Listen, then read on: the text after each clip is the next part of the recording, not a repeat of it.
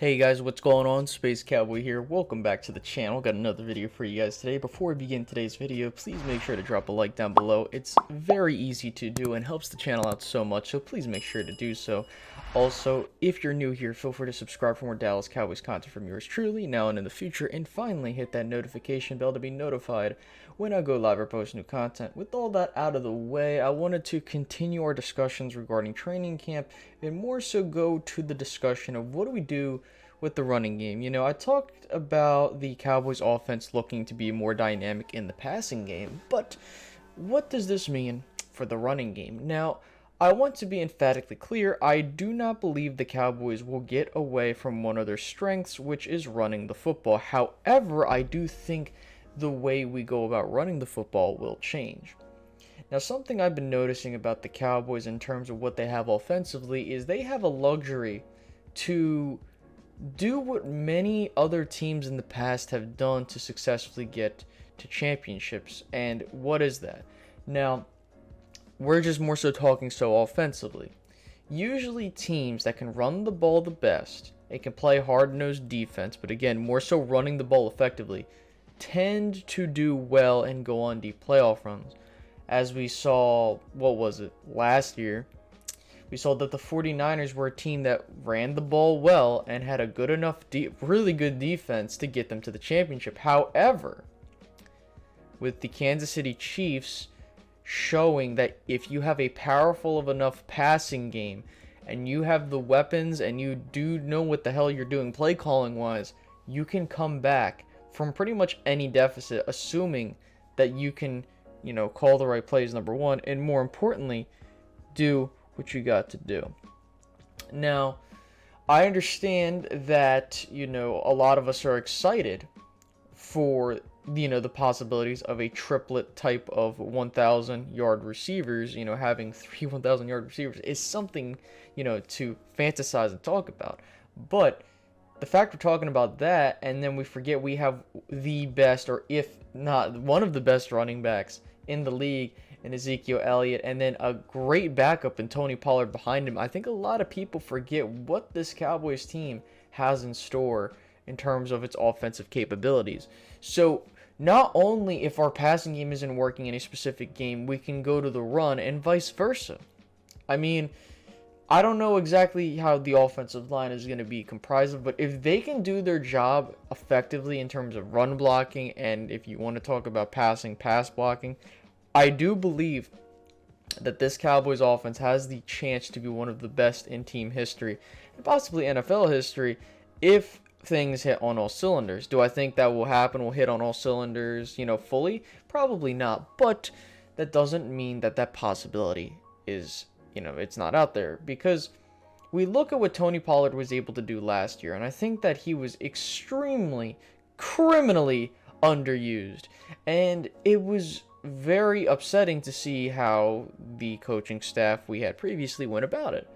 I think that if you give Tony Pollard the ball more and you make it so that Ezekiel Elliott's runs are way more effective, not only do you increase Zeke's longevity as a running back, but more importantly, you increase your effectiveness as an offense, because what you're able to do is you're able to say, hey, while we have an elite running back, we do have a running back behind him that can get the job done and also have his own set of skills that teams have to look out for.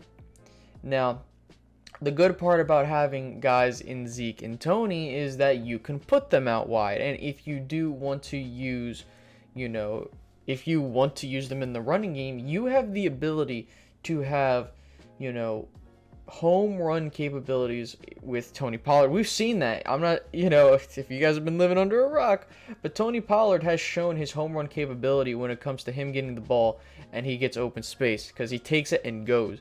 As for Zeke, you know, a lot of people have said, well, Zeke's kind of slower, but he's more durable. But Zeke, when he gets his open lane, he can take off. You know, he might not be as fast as his rookie campaign, but I will tell you, man, Zeke is still a really damn good running back. And the fact of the matter is people are talking like he just lost a step, but it's like, dude, the guy had like 1,200 yards rushing and 12 rushing touchdowns? You can't ask for nothing more than that. That's a down year. I mean, holy hell. Like, it's just that it just baffles me. Absolutely baffles me that people can say that Zeke is on the decline when, yeah, I mean, he's getting older, but like, damn, like Zeke is doing his thing.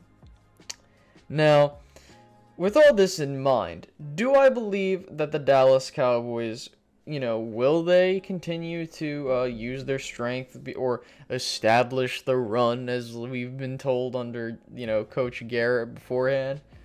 No, I don't think that that's going to be the primary goal. I think the primary goal is see what the game plan is for Sunday, Monday, or Thursday, or Saturday if we're playing a game on those days, and go what best goes what works best.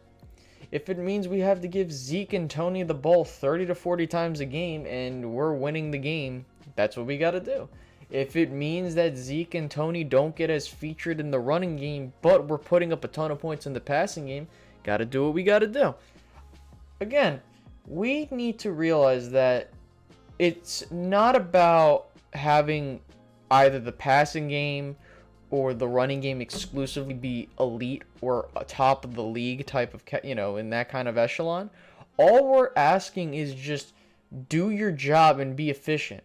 And if that's the case, even if this Cowboys offense is even if it's like 10th or 7th statistically speaking, if we're winning games, no one's going to care.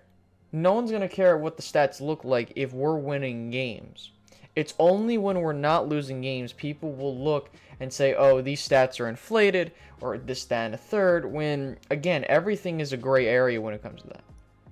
So there is that. Now, I really am excited to see what Mike McCarthy has planned for this run game, because now that the Cowboys have a capability of not only doing what the Chiefs are able to do, if all things work out, they also have the capability of doing what, historically has won teams championships, and that is running the ball. And if the defense can play up to par, then absolutely they can be a championship level team. So when I look at all this, the whole running, blocking or the block protections are changing. I think the run plays are having different verbiage and stuff like that. Whatever works best so that we can, get ourselves 6.